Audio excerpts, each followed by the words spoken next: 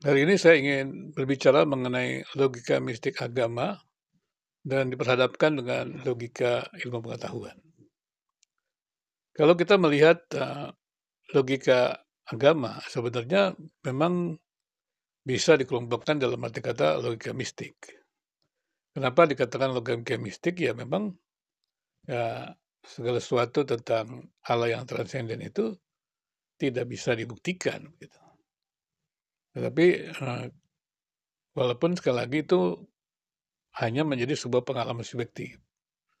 Demikian juga ketika para nabi menerima firman itu, ya itu adalah juga subjektif ya. Dan kemudian, ya para orang yang mendengarkannya itu menerima saja dengan iman dan keyakinan itu adalah benar. Tapi tentu tidak bisa dibuktikan seperti itu. Karena memang ya Allah yang transenden itu tidak bisa dijangkau dengan panca indera.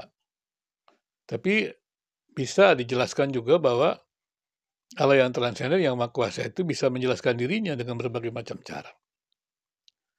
Nah, dengan demikian berarti juga harusnya kita juga melihat kepada logika ilmu pengetahuan. Kalau Allah yang transenden itu bisa menjelaskan dirinya dengan berbagai macam cara, termasuk juga melalui seluruh ciptaannya, maka berarti juga logika ilmu pengetahuan adalah sesuatu yang mestinya tidak bertentangan dengan logika agama. Artinya adalah agama itu bisa melampaui logika ilmu pengetahuan. Karena logika ilmu pengetahuan itu kan terbatas. Artinya adalah yang namanya ilmu pengetahuan rumusannya adalah didasarkan pada segala sesuatu yang ada bukti empiris, ada data atau fakta. Tetapi kalau bicara tentang agama, tidak bisa diberikan bukti empiris ya tentang data atau fakta itu, secara khusus tentang keberadaan Tuhan, secara khusus tentang surga dan neraka gitu ya. Itu tidak bisa dibuktikan. Jadi kalau kita berkeras ya, memaksakan kepada orang lain, ya ini akan menjadi persoalan karena itu kan hanya bisa diterima dengan sebuah keyakinan. Jadi tidak ada pembuktian. Dan kemudian juga pada awalnya kan agama yang atau para nabi ataupun orang-orang yang mengikut agama itu merasa memiliki jawab atas segala sesuatu. Nah ini yang menjadi persoalan kan. Ketika agama itu mendefinisikan segala sesuatu, itu kan menjadi persoalan dengan kemajuan ilmu pengetahuan. Pada mulanya memang tidak ada masalah karena ketika agama mendefinisikan segala sesuatu, dunia ini belum mengalami kemajuan-kemajuan yang berarti. Jadi pada awalnya adalah cendekiawan itu adalah tokoh-tokoh agama.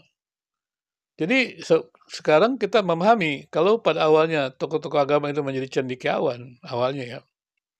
Demikian juga para filsuf begitu. Dan kemudian apa namanya? Mereka telah menjadi para cendekiawan. Maka bisa dipahami bahwa sekali lagi bahwa belum majunya ilmu pengetahuan itu membuat mereka bisa ya menetapkan apa yang mereka katakan benar dan semua menyetujui saja. Dan ini kan apalagi kemudian juga kemajuan pembelajaran juga belum seperti sekarang ini. Orang masih banyak yang berpikir bahwa pengetahuan itu ditransfer. Jadi kalau kita memuridkan, ya kita akan menjadikan murid kita sama dengan kita. Padahal tidak bisa begitu. Murid tidak sama dengan gurunya, karena pengalaman murid dengan guru itu berbeda. Memang ada kesamaan, tapi tetap ada perbedaan. Karena itu doktrin-doktrin agama ya boleh saja melalui pengembangan-pengembangan. Bahkan penerapan-penerapan baru juga, penerapan-penerapan baru harus terus dikaji seperti itu. Kembali kepada logika mistik agama dan logika ilmu pengetahuan.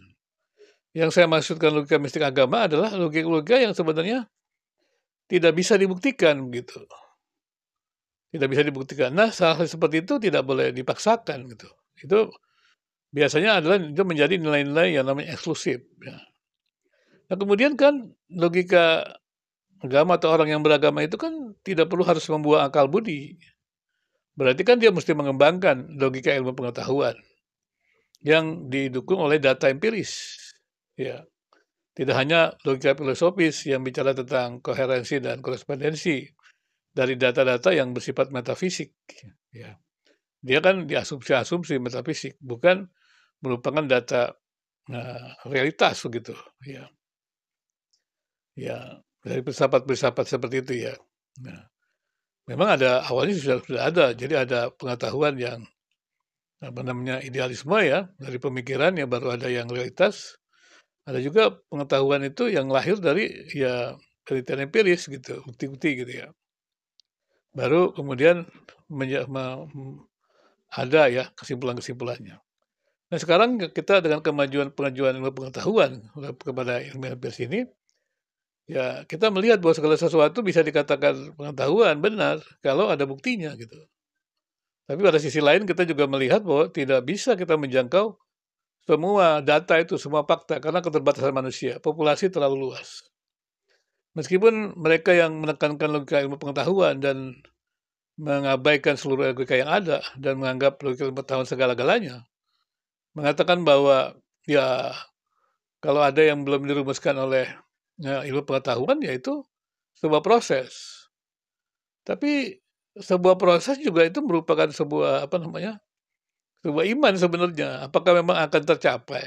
Nah, kan pasti kan tidak tercapai. Berarti ada banyak persoalan yang dihadapi oleh manusia, walaupun dalam keterbatasannya. Ya.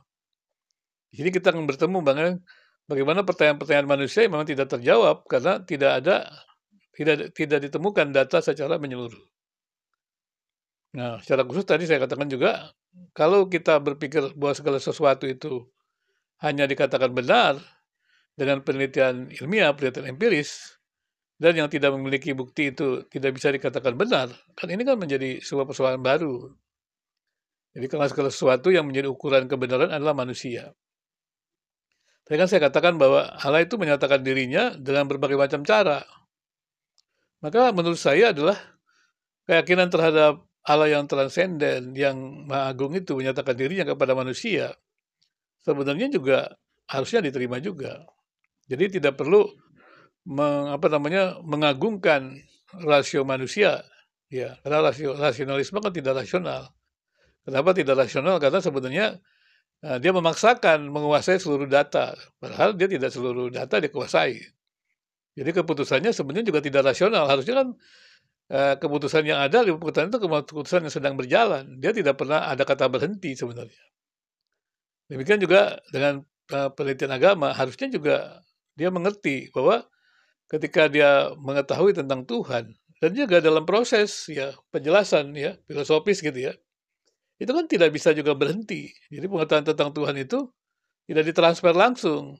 Nah kalau ditransfer langsung kan gimana caranya gitu ya? Itulah yang logika mistiknya seperti itu. Jadi ada seorang yang mengetahui langsung, yang lain tidak tahu. Nah, ini bagaimana caranya gitu? Bagaimana bisa disebut pengetahuan? Kan tidak bisa dipengetahuan. Ya, itu logika mistik namanya. Tapi apakah hidup seperti itu bijaksana? Menurut saya tidak.